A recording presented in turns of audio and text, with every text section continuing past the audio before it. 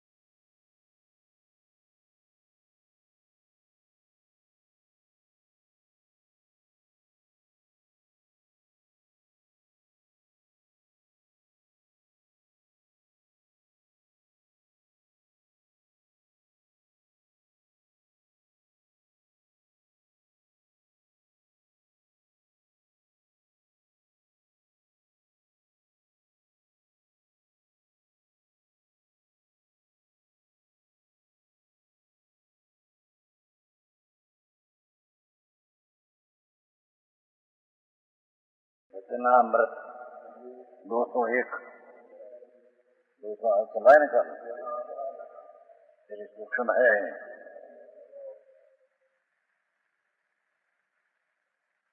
अपरिणामी निज आत्मा का आश्रय लेने को कहा जाता है. क्या कहते हैं? ये परिणामी भाव तिकाल है, उसको यहाँ अपरिणामी कहने में आया है. तिकाल न्याय भाव है, उसको यहाँ अपरिणामी कहने में आया है, क्योंकि पर्याय रूप होता नहीं ये अपेक्षा की. और अपरिणामी निज आत्मा भगवान आत्मा ने यहाँ कहीं काम नहीं है कहा. निज आत्मा अपरिणामिक नाम पर्याय में पलटते हैं, ये चीज नहीं है. ये तो परम परिणामिक स्वभाव भाव जिसका लक्षण है, उसको यहाँ अपरिणामी कहने में आया है. उसका आश्रय लेने को ये आश्रय लेने को ये आश्रय पर्याय है, पर्याय इसके आश्रय लेते हैं।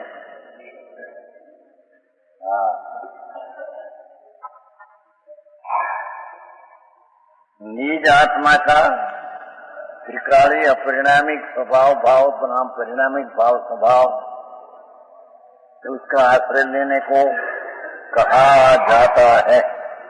सर्वज्ञ भगवान ने आज्ञा में शास्त्र में अपरिणामी त्रिकाली स्वभाव का आश्रय लेना कहा जाता है। बुद्धानी रकम की बात है। जो वहां अपरिणामी माने, अपरिणामी अर्थांत पूर्ण विनायक, और परिणामी शब्द लिया है, ये तो परिणमन पर्याय से भिन्न है, ये अपेक्षा। बाकी है तो परिणामी स्वभाव, परिणामी भव परिणामी कहो, ऐसा 585 टीका में 56 गाथा है। सहज स्वभाव जो त्रिकाभाव एक समय की पर्याय रहित,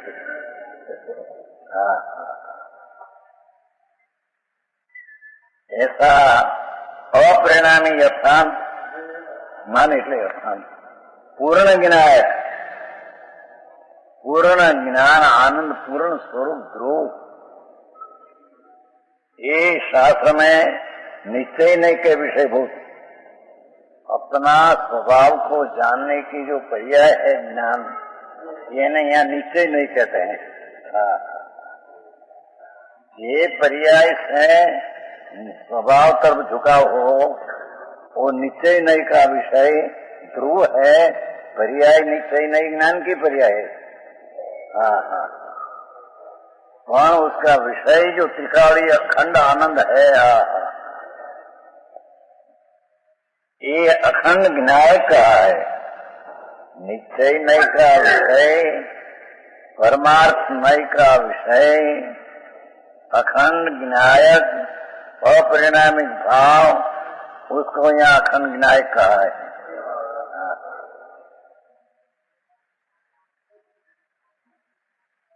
वही यह अपरिणामी निजात्मा है, वही अपरिणामी निजा अखंड जी विनायक, परमार्थ निश्चय नई का विषय जो ध्रुव, ये यहाँ अपरिणामी कहने में आया है। ये अपरिणामी निजात्मा ध्रुव है।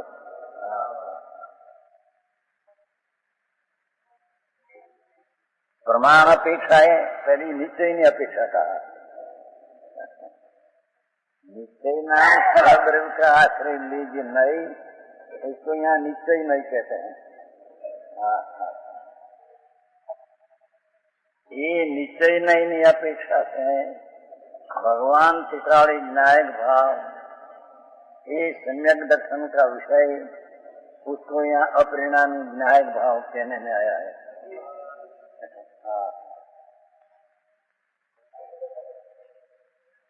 और प्रमाण अपेक्षा से वो निश्चय अपेक्षा से कहा। त्रिकाली विनायक अपरिणामी परिणामी भाव स्वरूप, विनायक भाव स्वरूप, भूतार्थ स्वरूप, सत्यार्थ काल स्वरूप, ये निश्चय नहीं का विषय है, अर्थात सम्यक दर्शन का विषय है।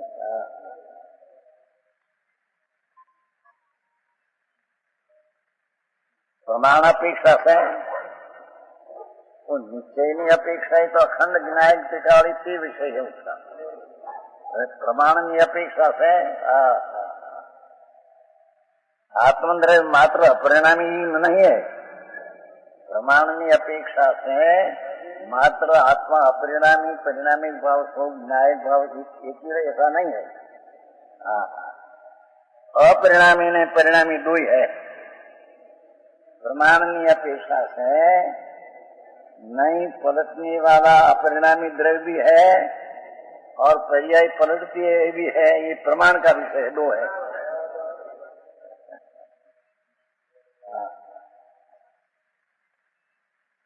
परंतु अपरिणामी तत्व पर दृष्टि देने से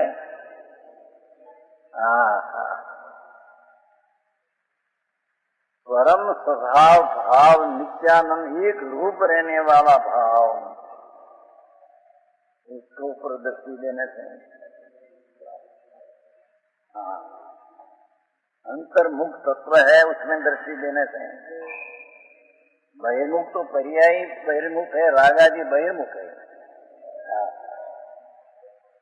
तो अंतर तत्व जी न्याय भाव ये ऊपर दृष्टि देने से परिणाम गौण हो जाते हैं, पर्याय का लक्ष्य नहीं रहता।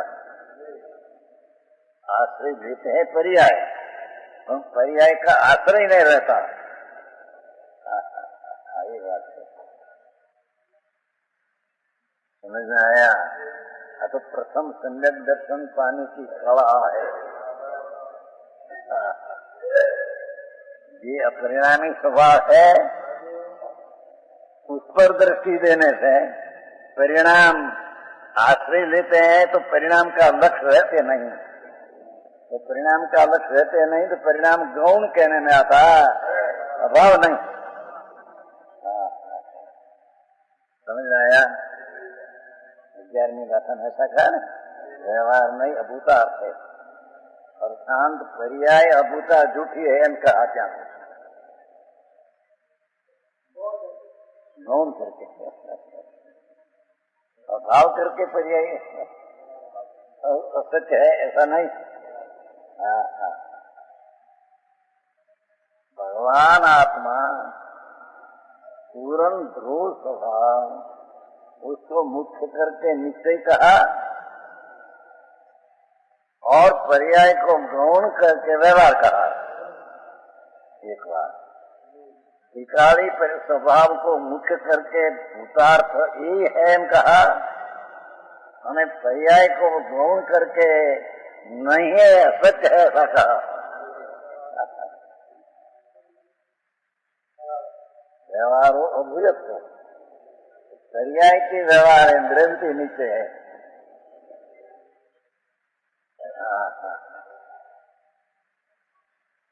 અને નહી ચક્રમાં તો क्या लग रहा है लिखा है कि प्रमाण पूज्य नहीं,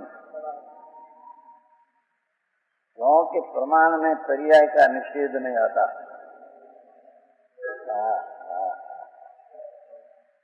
निश्चय स्वभाव में पर्याय का निषेध आता है, तो सत्य है माटी निषेध है नहीं है, तो आश्रय करने लायक नहीं ये माटे उसको गौण करके नहीं ऐसा कहा।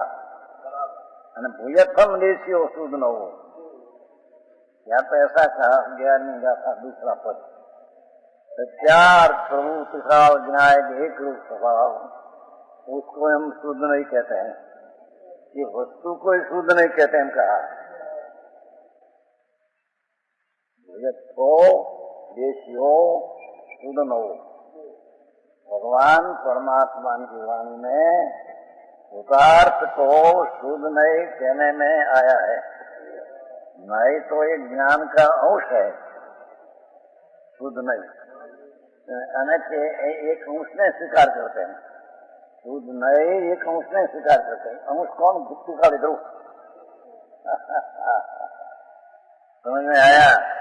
नई का विषय अंश है, प्रमाण का विषय दो ही है, दो अंश है। निश्चय नई का विषय एक रूप टिकाव है, तो है वो अंश, पर्याय इसमें आई नहीं ना। तो निश्चय नई का विषय ये है कि पर्याय को निषेध करती है। प्रमाण में पर्याय ने द्रव्य दो ख्याल में आता है, और दूसरी रीति कहिए न्याय का ज्ञान और पर्याय का ज्ञान प्रमाण, ये प्रमाण सोचे सद्भुत व्यवहार में है।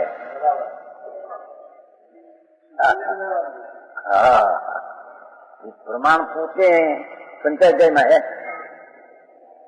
पंडित जी संचय जय में इस प्रमाण को व्यवहार नहीं का विषय कहा, ले आया ना साथ में, द्रव्य नहीं पर्याय दो। ઘણી વાત